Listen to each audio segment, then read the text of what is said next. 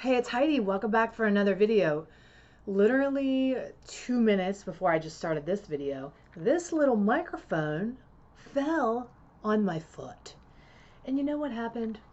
It made today's topic even more appropriate of what I want to talk to you about today.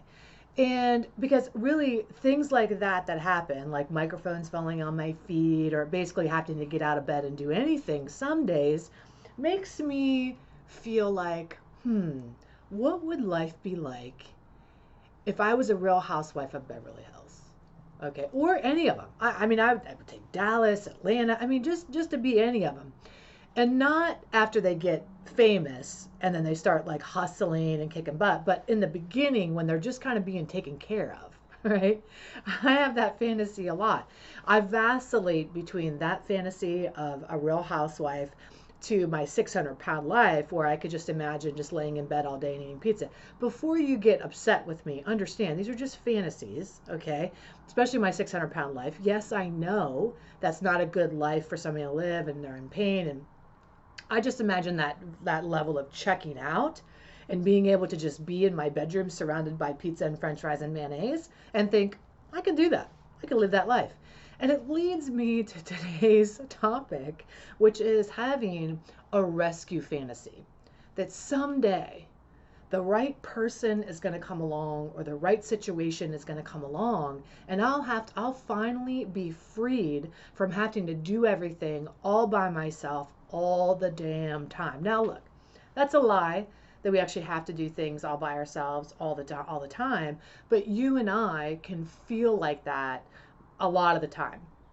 And so today's video is going to be about what to do when you're feeling that way and what happens when you're feeling that way and the patterns that we launch into and now really how it's hurting our lives. So if you can dedicate the next 10, 15 minutes, I know long videos sometimes but are like a lot, but here's the deal. If you're learning something and you're gaining some insight into your life and into your behavior that could radically shift the way you show up, change your perspective, make the lights go on, isn't that time well spent versus scrolling and just look? I mean, I want to check out too sometimes. That's why we're talking about this, but wouldn't it be better to get under the hood of why we want to check out so that we can actually be present in our own lives and have the lives we really want? That's my goal. I'm Heidi, by the way. If you're new to my videos, welcome home. And what I do is I help people that are in dysfunctional, unhealthy, or toxic relationships really unravel that and understand their real values so that, they can really have it all. You can look like you have everything else, but if you have a relationship or you're in some kind of dynamic that causes you anxiety or stress or resentment or confusion, it can feel like, what's the point? And this topic today can feel like that, especially if you're in an unbalanced partnership or if you are all alone and you're just kind of waiting for somebody to come along and make everything better, right? How does this fantasy show up? It shows up in a multitude of ways. For some of us, it shows up with a boss, like in a work situation. Man, it looks like this. Man, if my boss would just see how amazing I am and how awesome I am, he would actually, or she would actually pay me my value. And if I earn more money, I could have the things that I wanted.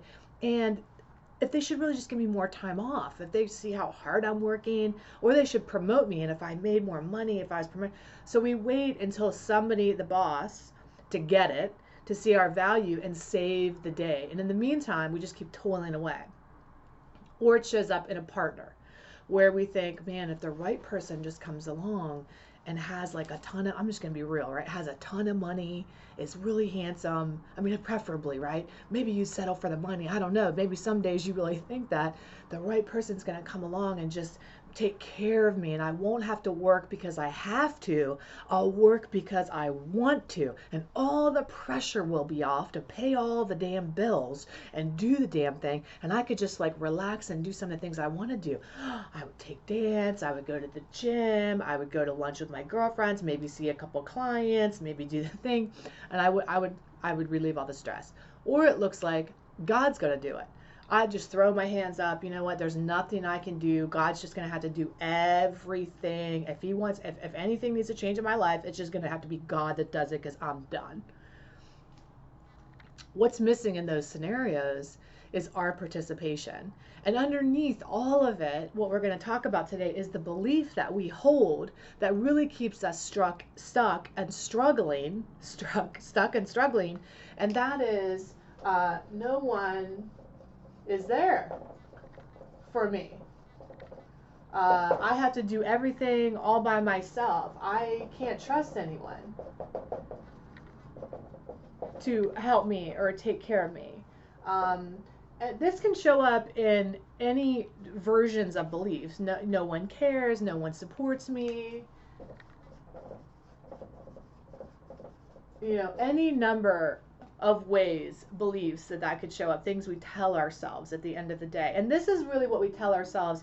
We could be at our absolute best and we feel, you know, like we can accomplish things. This cycle usually runs like a little crazy 8 pattern where it's I'm on top of the world, I'm taking care of myself, I believe in my ability, and I'm doing everything all by myself, and then I get totally overwhelmed and I come down here and I go, I just want to check out. I don't want to do anything at all. Forget it. It all sucks. It's all terrible. So I check out. I run. I numb. I isolate. I do whatever. Oh, that's not working. Better get it back up here and be successful again. Oh, I'm a loser. I can't do anything right. I'm so tired. Right? We keep going back and forth and back and forth. And so this belief is what spawns what I call the insaneness cycle, which is doing the same behaviors over and over again. And that's what I help clients do, is get to the bottom of their belief behavior cycle, their insaneness cycle, in my programs and retreats. But for now, let's just say, hey, no one's there for me. I can't trust anyone. No one supports me. What behavior do I launch into? Well, for the most part, maybe I don't want that to be true right away. So when I meet people, I expect them to mind read. Because the rescue fantasy says the right person's going to come along and they're just going to magically know what I need. So when that person comes, everything is going to be better because they'll just know. I also will subconsciously test people to meet my needs. I'll pretend like I don't need anything at all. What do you need? Is anything okay? No, I'm fine. And just wait for them to actually see that I'm struggling, see that I need them to help me, see, you know, and I'll just test them to, well, the right person that's really going to be with me will just know that I really do need them. Even though I'm telling them I don't need them, I actually do need them. And so we play these games, right? We start to go this back and forth. Maybe we don't even go here at all. Maybe we just from the gate decide we're just going to take it all on. Because after all, nobody can care for us, so we take it all on. And then people attempt to help us, but we just don't believe in their ability to help us anyway, so we let them help a little bit, but then we go, no, I'll just do it. So we become very controlling about the help we actually receive. We try to dictate how it goes down, when, what, how, what it's going to happen. We tell God how God can support us, or we want to dictate the how. When these things don't work, right, then we launch into our feelings about this behavior. It's very simple. Don't overcomplicate it. We have a belief. We have behavior as a result of that belief. We catch some feelings as a result of this behavior not working. And the feelings often are resentment, resistance, anxiety. I don't know about you, but whenever I start to think, oh, the only good person I can do is myself, especially if you're an entrepreneur or you're taking care of the kids or you're a single mom or you're whatever, it's like, oh my God, I got to do it all over again this month. And it just kicks in all over like, oh, overwhelm, anxiety, resentment, man, right? I'm sure you can add in some feelings that you experience on a regular basis when you buy into this as well. And then if you're in this unhealthy insaneness cycle, we move from the belief to the behavior to the catching feelings to the last phase, which is behavior again. And this is called coping. Coping behavior. I need a better marker. Coping behavior to these issues. And what do we do when we get to that breaking point? Well, you know what? Maybe some of us just spend money we don't have. Maybe some of us run. Maybe some of us isolate.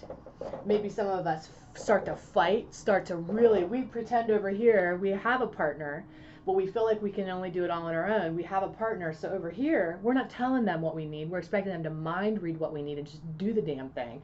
They don't do it, and then we unload on them by, after we become a ticking time bomb, poof, explode, right?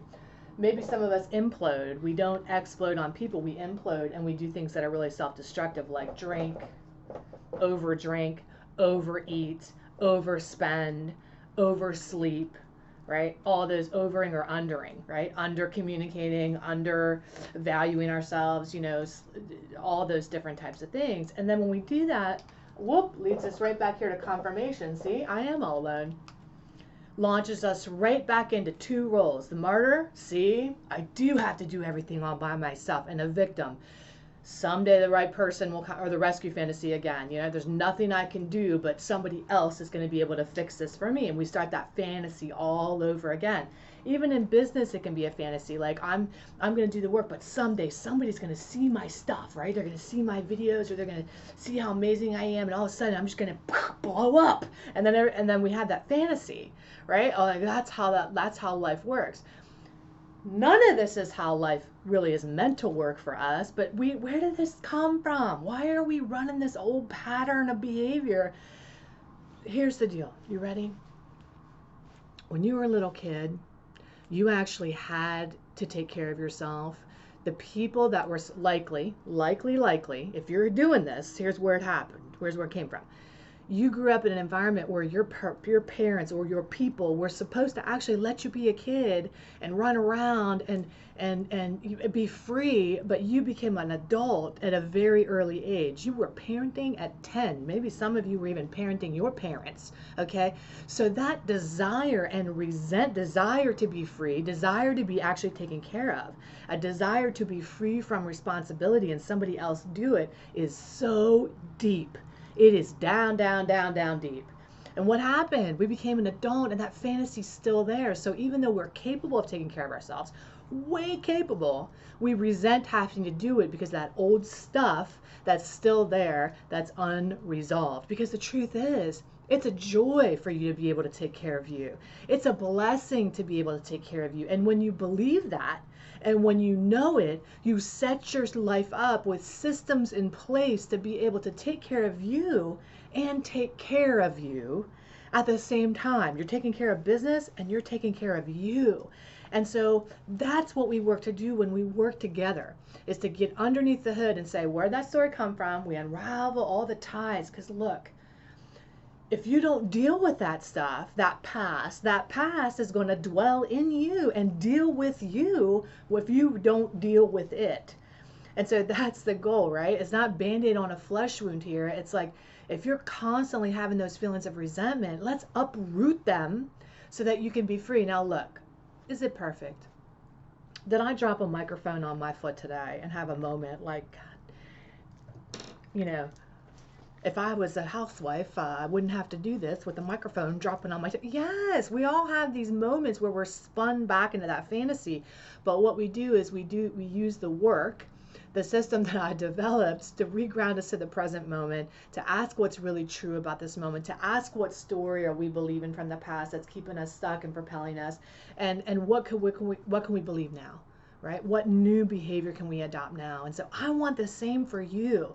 So do you see yourself in the insane cycle? Are you ready to get off the crazy train, right? And get into something that's more doable for you, less hustle, more flow. Here's the truth. You actually can take care of yourself and go meet your friends for lunch and do the things, but we have to unlock the resistance to allow that to come in. Where's the resistance? In this cycle. All right. I love you so much. I hope you're having an excellent day today. For a deeper dive, go over to lovecoachheidi.com. If you see yourself, I see you, and I can help you break through and break free from these old patterns so you can have the life you really desire and deserve, and the relationships too.